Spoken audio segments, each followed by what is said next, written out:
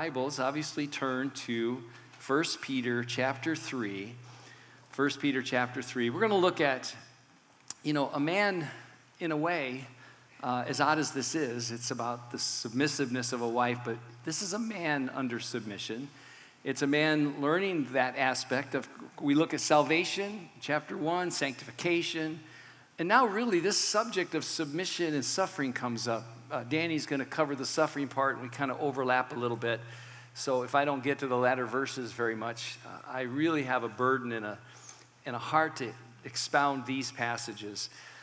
Obviously, since 2015, we've seen hard, fast moral decline in our nation. Overthrow of natural marriage, secular elite affirmation of homosexuality, and exposure of Planned Parenthood and their diabolical low, and yet no outcry.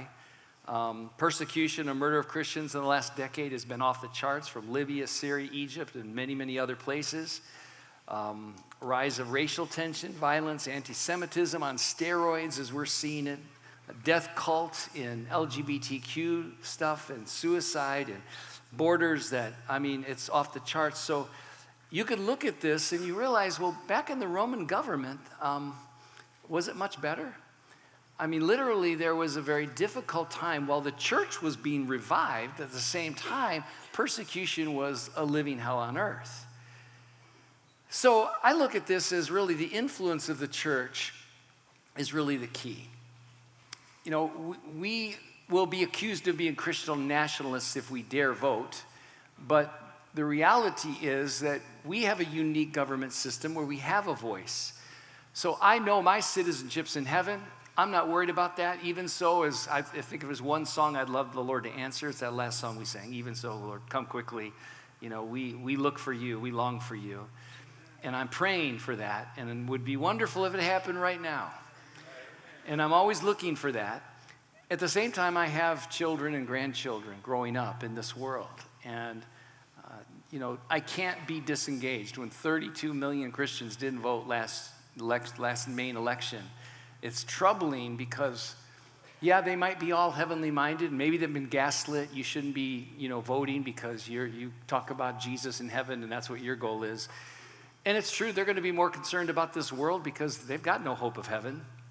But the end of the day is we have a unique privilege to represent truth. And as far as I could see, Paul did a pretty good job of that in Athens, in Rome.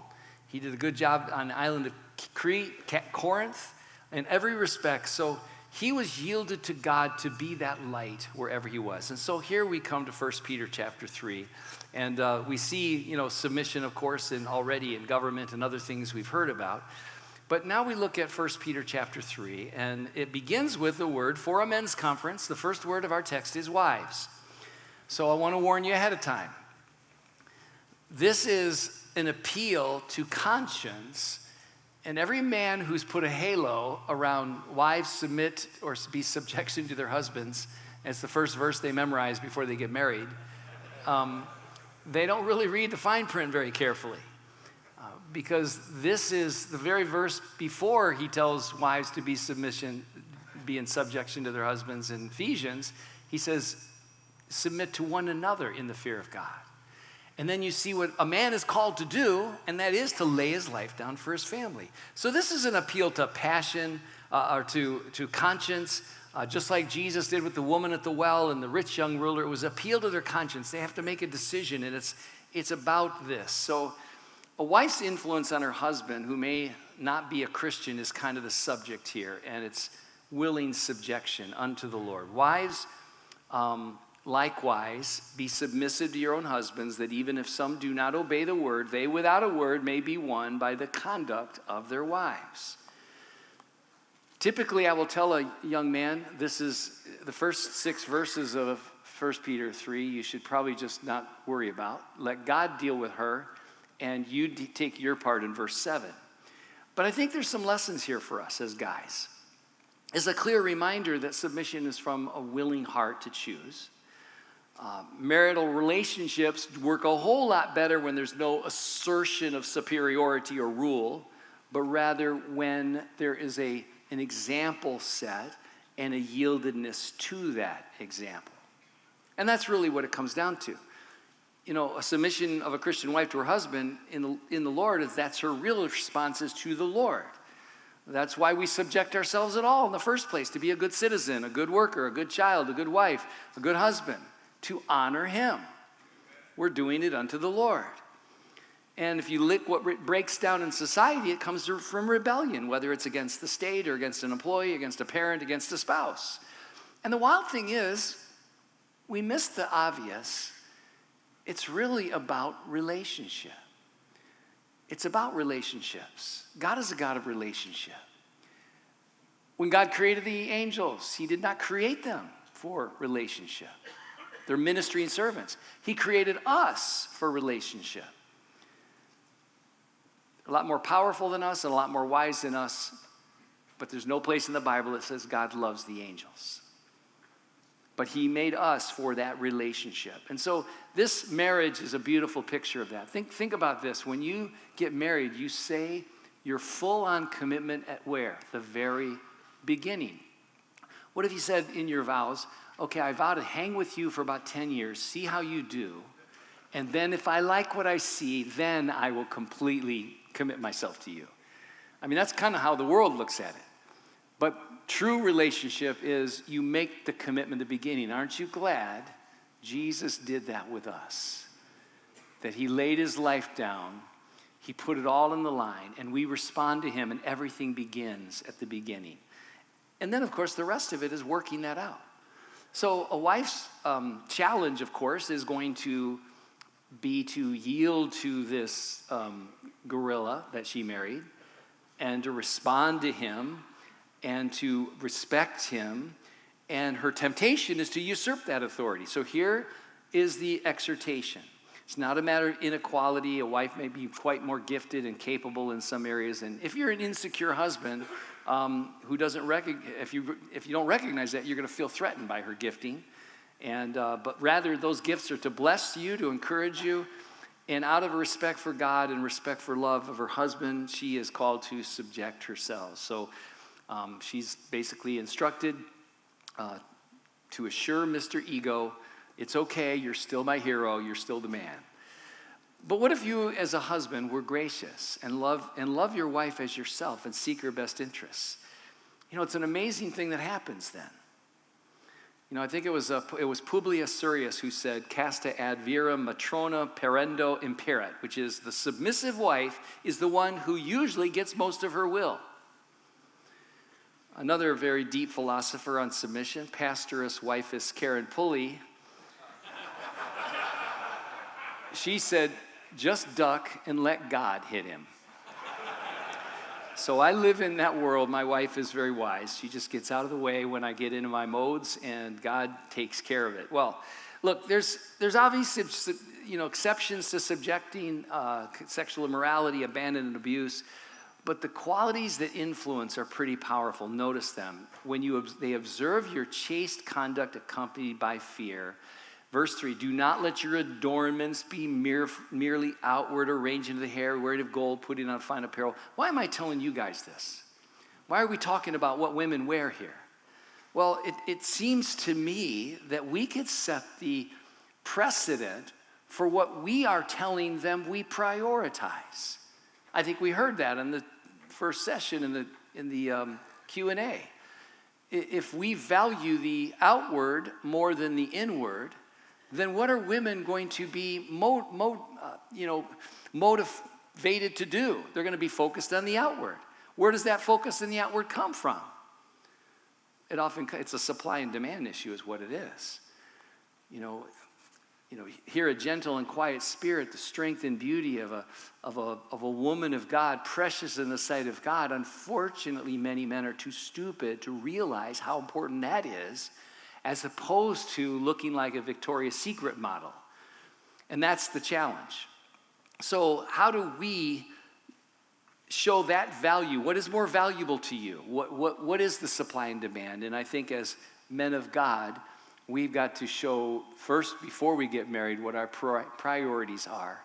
And I'll tell you one thing, when you begin to be a brother to your sisters and you begin to recognize those qualities that maybe you might overlook just because we size people up easily on the outside very quickly.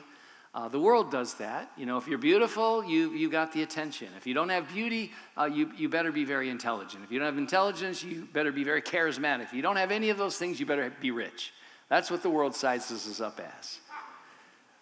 But the Lord has different qualities. So in this manner, he says in verse 5, former times, the holy women who trusted in God also adorned themselves, being submissive to their own husbands, as Sarah obeyed Abraham, calling him Lord, whose daughters you are, if you are good, do good and are not afraid with any terror. She called her husband Lord. Now, sometimes my wife calls me that by mistake. Lloyd. I'll say, well, you were right the first time, honey, actually. But seriously, husband's role is pretty amazing. Verse 7. Only one verse on it. Unless you think that Peter is prioritizing the problem with women in marriage, read carefully what he says, because this actually doesn't stop in verse 7. It actually goes all the way through the rest of the chapter. Husbands, likewise. Now, likewise, what is likewise? He's talking about submission to government, submission for wives. Now he's saying, likewise, you husbands, dwell with them with understanding, giving honor to the wife as to the weaker vessel, and as being heirs together of the grace of life, that your prayers may not be hindered. Again, the thought of subjection here. And here's the real challenge. Think about what the curse affected. It affected a woman who acted independently, and part of that curse was now she's going to have a man who will be domineering over her. He will rule her. But man's problem becomes now his very glory in work was going to be, hit with the difficulties. And he's going to rule over her in a sense that he's now going to be insecure, worried about his own ego needs. And ego is the thing. So God uses the yieldedness for women in being in a subjective role, but he uses the man who's got the ego problem to deal with him. And God uses marriage for that, does he not? I mean, you can't be full of yourself very long and remain married. And God has ways of dealing with you. It's so funny. I can't think of any more subjection than a man's whole focus on following God's example to love his bride to the death. That's subjection. And that's what we do with our egos. The problem is we only think we have to do it when we're going to rescue our wife from some dangerous situation, rather than a daily picture of that. So we are called to serve and protect and provide.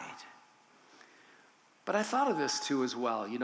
In our 20th anniversary, we've been married 44 years now. And it blows my mind how much time has passed. But in our 20th anniversary, I'll never forget waking up in the morning and I woke up early and I'm just wide awake. And one of those moments of reflection came to me. We've been married 20 years.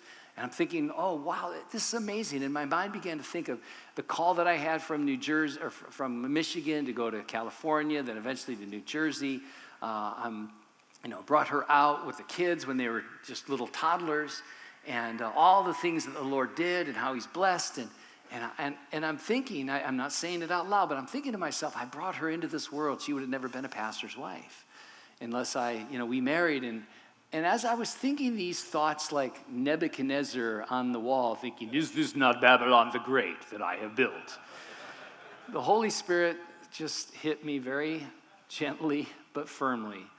And he says, you knucklehead. And I don't know if he used those words exactly, but it felt like that. You didn't rescue her, she rescued you. She taught you how to love. And I think if there's one thing that men need more than anything is to learn how to love. But our sinful trajectory is constantly pulling us to be more independent. And I don't need nobody, I don't need no friends, I don't need nobody, I don't need no wife. Listen, I'm New York, forget about it. We'll call Vinnie Frank. He'll take care of business for me. I don't care. The reality is we do need to learn how to love. And this is very interesting. I don't acknowledge this and give her honor. God gave her honor in being the weaker vessel. In that what God has done through his own son in submitting himself to the horrible torture that he did for love's sake. A woman is often submitting herself into all kinds of challenges to get along with a man who still can't get over his ego. He still keeps tripping on it. And she's constantly trying to readdress how she responds to that. How difficult it is we can make it for our wives when we don't give them honor as an equal heir, as an heir together of the grace of life. And notice the little thing there at the end, that your prayers may not be hindered. Have you ever thought of what that might mean? Have you ever thought about a lot of stuff that you're trying and proposing and thinking and praying for is squashed because of the way you might be treating your wife? It's a sobering thought. I mean, I'll tell you, when we got married, I was already a young intern and got ordained, just before so I was an ordained intern pastor when we got married. And I'd already done marriage counseling. And now I had to go through premarital. And it's kind of cool because the way my schedule worked out, the couple that did our premarital counseling, Dr. Jim and Beverly, they were great people. They actually had compassion on this young intern, and they were moving out of the area, and they sold their home, gave us a good deal, and even took my pickup truck as down payment partially. But I went into that premarital counseling with a little full of myself, like, I already do count Maryland. What are you going to tell me? But they were such gracious and very straightforward people. They didn't care who I was. They were going to give me what they knew was right about marriage. And he's here right now, which is really wild. He and his wife, they moved into this area because they moved Blue Letter Bible. They're over in Greer. And so thank you, Jim, for that. But this is the wild thing. That it was a year before my wife and I really had our first real argument. Because it was really more out of my pride. I'm going to lead, I'm going to love, and I'm going to do what's right. And I was still full of myself. That's why it took me 20 years to figure out, like, she rescued me. But that first marital argument came on something, I forget what it was. We were just in our new little house, their house. We had our first argument in your house, Jim, sorry. But I was really annoyed, and I said something really cutting and biting and walked away pretty proud of myself. I put her in her place, and I went in the other room, and the Holy Spirit popped this verse into my mind. You did not grant your wife honor, and I'm not going to listen to you. And you know how naked I felt not being able to talk to God? It was scary. I actually had to humble my ego, go back into the room, and apologize. And you know how hard that is as men. I was wrong. I was wrong. But when I said it, I said, listen, I know I don't agree with you on what we were talking about, but the way I talked to you and the way I acted was totally wrong, and I just want to say I'm really sorry. And her very spiritual response was, you sure were a jerk. And I said, you know what? That was my first test. Am I doing this just to look good, or do I want to be good? And by the way, if you really want to pin down what's wrong with our society, it comes down to this. You have a whole generation now that's creating a world in which themselves they've got to feel good. If you make them feel bad, that is the cardinal sin. They've got to feel good about themselves. And then the next big thing is they've got to look good. So social media, and they've got to look the part. But while they're so focused on feeling good and looking good, they're forgetting about being good. So that tested me right there. And I remember saying, listen, I totally understand. I deserve that. I was 100% U.S. prime beef jerky, and I will apologize.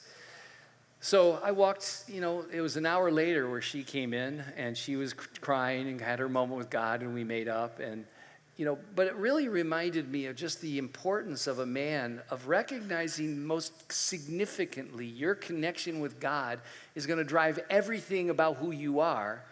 And if you think you can tinker with that and demand your own way and let your ego overrule and bully someone else, God will basically say, let me know how that works out for you. I'll be over here when you're ready to talk.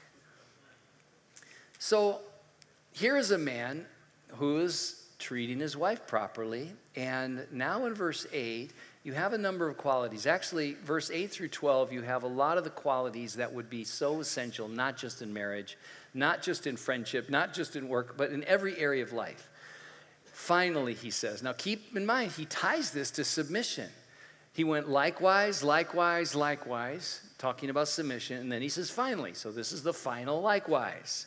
Finally, speaking of submission, all of you be of one mind, having compassion for one another, love as brothers, be tenderhearted, be courteous. Now you got 5 key qualities here in these pictures of likewise. And every group that he gives us, think of the exhortation to be submitted to government. Each group is a step up in political in potential influence. Politics, really very little influence, your one little vote, but it is something, and it is important. So you're to be subject to leaders. And if you want to be subject to the American government and you stay back and don't vote, you're not doing your right duty that you need to understand. But then you come to work. Now work, you're influenced a little bit more. How well you work is going to affect your boss, your company. It's going to affect your coworkers. So you're raising the level of responsibility. And then when you come to the home, you're very influential there. I mean, think of the impact that you can have. A bad wife or a bad husband, family, next generation, hugely impacted. Listen, if we knew the impact on our kids of how we act, you have no idea the example that's set will stick with you. And it will hinder that next generation. And this, only by the Lord's mercy does he let this corruption go down to the 4th generation, the sins of the fathers down to the 3rd and 4th generation. And then it seems like the Lord breaks something. I was the 4th generation. I'm actually Lloyd Pulley the 4th. And my family, started out with conviction, 1st generation. Then it was just belief. And then it was just opinion. They had lots of religious opinions, most of them wrong. And then it all broke down in my generation. And the Lord reached me out of the depths of fatherlessness and motherlessness, because my mother died and my grandmother tried to raise me. The impact you have on the next generation. Every little child has the potential for changing a city, a world. And when I got a call in our Bridge Bible Talk by a woman who was concerned that our emphasis on rescuing these little babies, and these 15-year-old girls, they're going to be inspired to keep their baby because they see the ultrasound and they hear the heartbeat, that maybe that's not the best thing, because what can they do with that child? And I said, well, you know what? It's moot in that regard, because this is life God made. We don't know. We're not God. I met a pastor who was the product, he called himself a trick baby. He was a product of his prostitute mother, Anna John. She got pregnant, and most of her time was on drugs. By the age of 8, he wanted to kill himself. What kind of a life did he have? Horrible. But someone gave him a Gideon's Bible, and he read it, and God changed his life. Now he ministers to thousands. You never know what that potential life is. When we rescued a little baby, from our units, and I was holding this little baby in my hands, all I could think of was little baby Moses. His parents saw purpose. So the level of importance of submission is increasing till it comes to family, but now he's going to address the community of faith, which, believe it or not, is even more significant. Because if you could go in, and certainly we have our Calvary relief teams going to be going down to Asheville in a couple of weeks. That's going to be a 6 months, 12 months process. It's going to need a lot of help, and they're staggering them like we did with Superstorm Sandy. And I thank many of you that actually came up and helped us I ran into somebody that actually was there when we were dealing with that mess, mucking out homes. It is a mess, but man, you impact souls. This is the whole point of it all. You know, whether you make a difference in helping somebody in their disaster, did they have an encounter with God is the question. Whether you help some other social problem, are they going to encounter God? So if you would ask me that pro-life ministry, rescuing these babies, we're at 1,300 now since we started. Let me tell you this. If you asked me, well, I don't know, I don't want to offend people in our church. Maybe the women had abortions. I don't want to say anything. If you'd have told me that pro-life ministry was highly evangelistic, I'd have thought you're nuts. But I get a report every week. 20, 21 came on board. So many women already weren't pregnant. Some were follow-up appointments. A number of them kept their babies. They were going to be dead in an hour. They kept their babies. And then a number of women who respond to the gospel because we share the gospel. It's amazing. And by the way, none of you remotely could afford to do this kind of ministry, nor could we. But it didn't cost us a penny from our church budget. But I want you to get the idea that that's a great thing we're doing, but the spiritual level of it is so much more valuable. And that's why verse 8, finally, guys, this is it. These are the qualities that are going to make the difference in people's lives spiritually and impact eternity. One soul is more valuable than the entire contents of molecules in the universe. So finally, he addresses, and it's most significant because of eternity. If your love for God and your brother grows cold, what then? What then? How will the world know there's a gospel if you don't love each other? We have to take responsibility to labor for the Lord in our church gathering, because by our love for one another, that they're going to know when they come in, they can feel it. I got to tell you, really, I ran into a guy here, cracked me up. He wanted to introduce himself. He got saved in our church, but how he got saved was hilarious. He was driving by the main street, and traffic was bad. He's a truck driver. He had no air conditioning. He was dying, and it was a hot summer, and he saw people pulling in for this church service, and he goes, I bet they've got air conditioning there. So he came in, and I was teaching on a Wednesday night in the Old Testament, and it's like he didn't get a whole lot out of it, he told me. I didn't understand what I was talking about. But then he talked to somebody and found out, because, look, I was out of control at that point. If he just left with my message, he probably never to come back. But in kicks people that are observant for visitors, and they're watching, and they're thinking, how can I encourage this person? I've never seen him before. So somebody reached out to him, and he came to the info counter. However it worked out, he got some more information and decided, we'll come back Sunday. So he came back Sunday, and I'm in the book of Romans, and he just, total conviction. The Lord did a work in his life, got saved, he's growing, and eventually moved down here. And we do need to get this tithing percentage worked out for all the people we send down to you. I just want to say that on the surface. Kidding, of course. But it's such a, you don't know the impact you can have. Tiny little kindnesses, tiny little things. But how much more if these qualities were a part of us? So we sometimes have to just check our ego at the door. Lord, use me. And when we forget about ourselves, it's heavenly. Because then we can immerse ourselves in somebody. Some of the people one of the first guys I saw him sitting there, I didn't know who he was. Hey, where are you from? I'm from Asheville. You're from Asheville. Come on, tell me what's going on there. And well, there were 3 of us supposed to come, but only one was able to make it, and it's me. And I'm like, wow. And then he said, we didn't get hit as bad, but we are going to open our home to bring in the volunteers so they can stay, because there's no places to stay, no hotels. But we're going to house people, and then they're going to muck out homes. And I'm thinking, I love all these little interconnections. You never know. It's those little things. Look, the easy thing is we could forget what's really significant. But as we are representatives of the Lord, we have to first learn it at home, and that is in our community, and then export that. So the church is the pillar and ground of truth. When someone embraces truth, it's only usually because they've seen it adorned in someone's life. So this whole picture is a picture of adorning truth. Look what would make truth so appealing to someone who is accustomed to living a lie. And the first thing he says is be of one mind. How much division is there in the world today? Purposely, because, look, our enemies know united we stand and what? Yeah. So what are they doing? They're pouring. Look, back in the hippie movement, most people don't realize a lot of that was Russia's interference. They had no way to compete with us militarily, so they put all their money, according to defectors, into ideological subversion.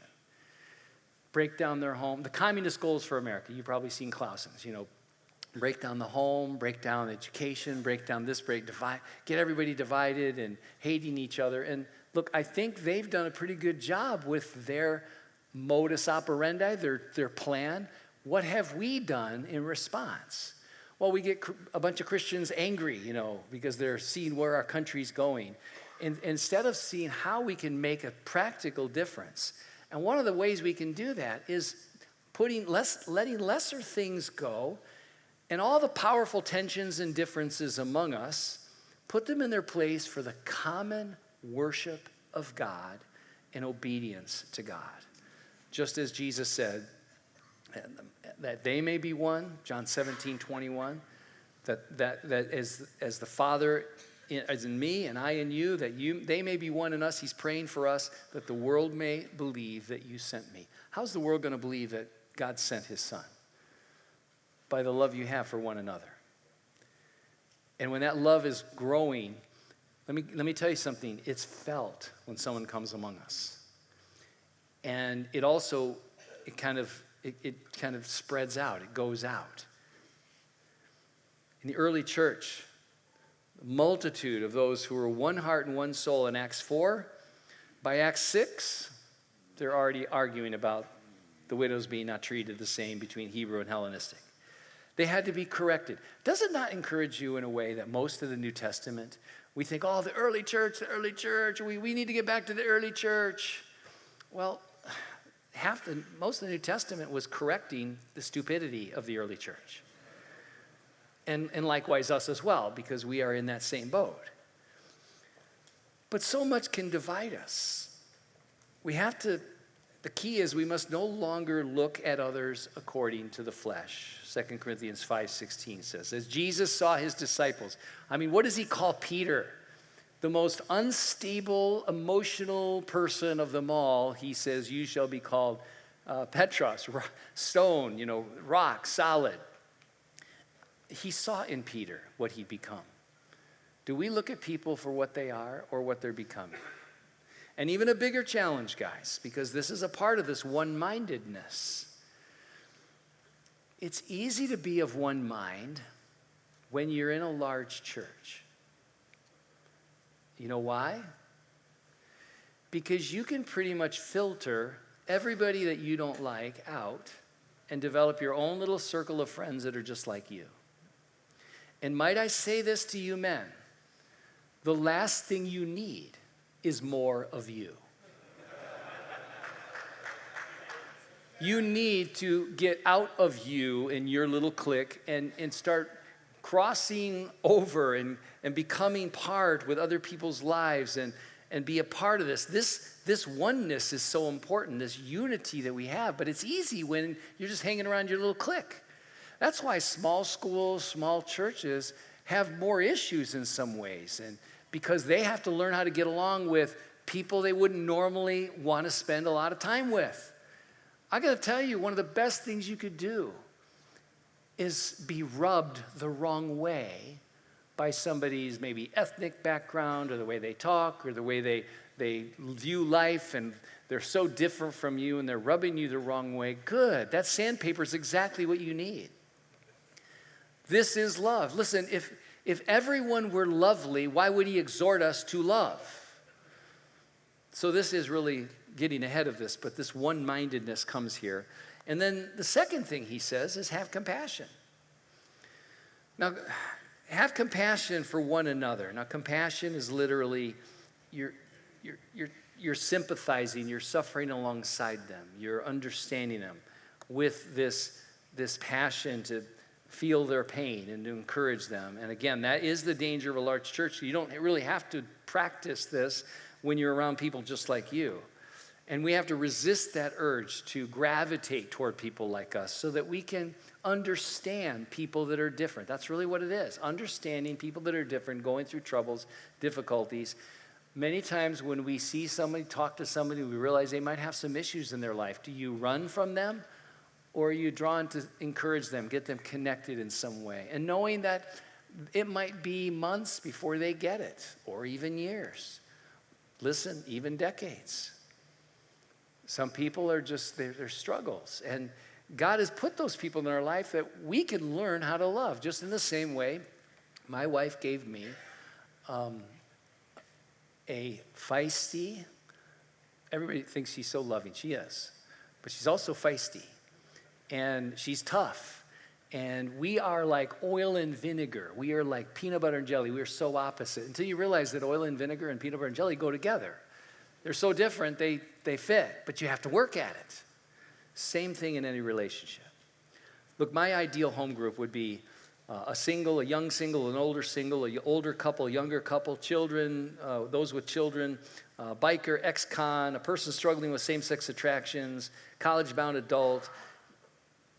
I hate demographical groups. Oh, we're going to get all the 20-somethings together, that are blonde-haired, and, can you imagine having that? Obviously, you wouldn't go that far. But no, get together with people that are so different and listen to them. The things you learn. I've learned so much by just listening to somebody's story. And if you want to know an easy way to connect with persons in your church that maybe you don't talk to, come over to him and say, you know what, I've really never heard your story before. What's your story? How did you find the Lord? How did you come here? How did you get plugged in? What makes you tick? Talking about a conversation starter, you're going to be blown away at what you learn. But that's a one-mindedness that I think is so essential that comes with this picture of compassion. And then, of course, then it ties into loving as brothers, a willingness to forget oneself.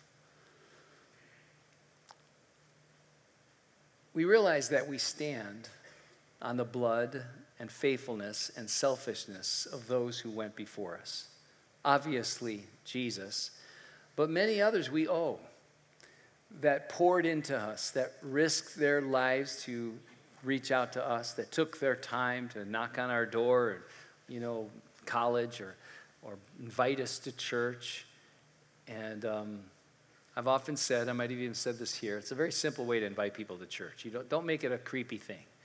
Don't we really need you to come to our church. We've got a really good pastor. It's a really good, you got to come. They're going to go, okay, thank you, no thank you. But if you said, hey, the missus and I would just really be honored if you'd join us for church one Sunday. One Sunday, it would mean a lot to me and my wife if you would join us. How do you say no to that? How would you say no to somebody who just said, hey, it would mean a lot to my wife and I if you just joined us. I know you're not a churchgoer. It just mean a lot to us if you just join us in church one Sunday. And they know it's no expectations past that. You'd be surprised how many people would say yes, especially in this very crazy, uncertain culture. So love as brothers. Jesus said, we know we passed out of death into life because what? 1 John 3:14, because we love the brethren. If you don't love the brethren, you're abiding in death. Think of that. There is no little medium, love. You love or you die. You either step out in love or you're going to shrivel up and you're going to die on the coffin of your selfishness. And your life won't be redeemable then. This is powerful. And practically, whoever has the world's goods and sees his brother in need and shuts his heart, how does that love abide in him? I mean, right now, there's a whole lot of our brothers and sisters that could be empowered and encouraged by coming alongside them in Florida and in many places in North Carolina. And even just, the Billy Graham Rapid Response or the Samaritan's Purse or Mercy Chefs. If you don't know where to connect, you can connect there. But then there's the Calvary Relief there in Asheville. They've got people storing up stuff in other churches that when they need it, because they can't take it all at once. It's going to be a long-term thing. I want you to think of the next 6 months of scheduling a time, every one of you here, every one of you, to schedule a time that you're going to put aside to be a part of a team, to be a part of an answer. I'm going to tell you something. You're going to meet your lifelong friend somehow in doing so. You're going to meet people. You're going to be changed. It will change you. There's nothing like it. When we were mucking out homes in Superstorm Sandy, you come alongside people in need. They wonder, why are you here? Well, we raised so much money and turned it into tenfold of services and goods. You know, the government raised money, and it disappeared in the pockets of politicians. And they saw that, and they see who really cares for them.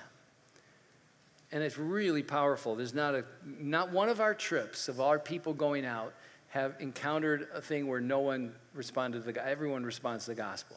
Not everyone that they go to, but at least one person that they've ministered to responds to the gospel. So here's the thing. So he's be of one mind, having compassion for one another, love as brothers, and be tender-hearted. Now, in a way, it's kind of like the oneness going to compassion to love. Love is the centerpiece. Then he steps out again, tender-hearted. That's kind of like compassion. And then when he gets to courteous, that's essentially a selflessness in which you are thinking of others. So it's kind of like they have those chiastic, outlines. Love being the center here. But when he says be tender-hearted, literally means, have some good bowels. That is bowels of mercies. Mercy, kindness to the destitute. Do you know the amount of information that you and I get buried in constantly? It's overwhelming, and it makes us desensitized. All the wars and death and problems, it desensitizes us. So we kind of don't have a way to process it all. But tenderheartedness, you've got to keep intentionally a tender heart toward these things and really pray, Lord, what would you have me do? And maybe nothing now. I was tempted to jump right in, but we took the time. We have a team going to the end of the month. We know this is going to be months. Resources are going to deplete as time goes on, and we want to be a part of the answer. So the initial flush of money and people, that's going to fade away. That's why we have to plan for the next 6 months for this. But this is it. Everything about this tenderheartedness goes, however, to a bigger thing when you think of suffering. And I got to tell you, I look at the poor, rich, elite fools who have power in this world. Their souls are in such danger. All I can do is pray for them. Lord, break their teeth, because that might get their attention, that they can be rescued from an eternal destruction. But as you can see going through this passage, the fifth one, courteous, verse 8, the end of it, that word courteous again, it's not looking for someone else to bless you. It's looking to be a blesser. It's not a taker, it's a giver. And I have a little note to myself to end at 11:30, and I'm looking at that 11:36, so not wanting to tease my brother and be guilty of it myself, I'm going to shut up right now. So thank you that the rest of this is about suffering, and thank you, Danny Hodges, for covering that chapter 4. So you can pick up where I left off and do all the rest of those verses, but let's pray.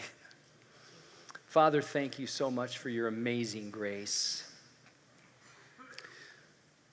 How thankful we are, Lord, that you rescued us from ourselves, from our sin. And that you gave us a heart of love. You planted it in us. We can't be happy unless we are loving and caring and thinking of others. You've made us that way in your image. And I pray, Father, that in every way where we find ourselves falling short and we get feeling guilty and we get beating down ourselves, Lord, remind us of how patient you are and how thankful we should be for your forgiveness. And that, Lord, that we're not under performance to try to earn anything, because you've paid it all. And Lord, just out of sheer thankfulness, we can make a difference, and help us, Lord. Guide us. lead us in this very unprecedented time in the South. In Jesus' precious name we pray. Amen. God bless you guys. Brother, good preaching.